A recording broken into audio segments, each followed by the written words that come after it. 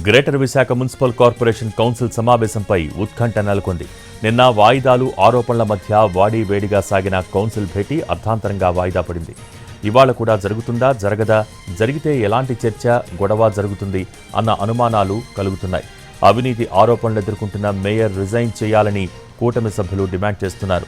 ఎదురుదాడికి దిగుతున్న వైసీపీ సభ్యులు మాత్రం ఆధారాలు చూపించాలని సవాల్ చేస్తున్నారు.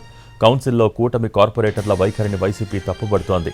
కూటమి సభ్యుల తీరుపై నిరసన వ్యక్తం చేస్తోంది. గ్రేటర్ విశాఖ మున్సిపల్ కార్పొరేషన్ నిన్న వాడివేడిగా సాగింది. కూటమి కార్పొరేటర్లు మేయర్పై అవినీతి ఆరోపణలు చేయడంతో పాటు రాజీనామా చేయాలని డిమాండ్ చేశారు. వైసీపీ, కూటమి సభ్యుల నినాదాలతో కౌన్సిల్ సమావేశం హోరెత్తింది.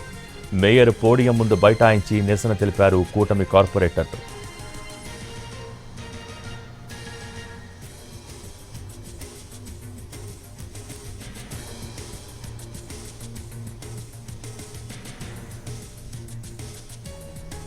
నిన్న జరిగిన సమావేశంలో మాజీ మంత్రి ఎమ్మెల్సీ బొత్స సత్యనారాయణ, ఎమ్మెల్సీలు వరద కళ్యాణి, కుంభ రవిబాబు, పండుల రవీంద్రబాబు, ఎంపీ గొల్ల బాబురావు, దక్షిణం, ఉత్తరం ఎమ్మెల్యేలు వంశీకృష్ణ శ్రీనివాస్, విష్ణుకుమార్ రాజు హాజరయ్యారు.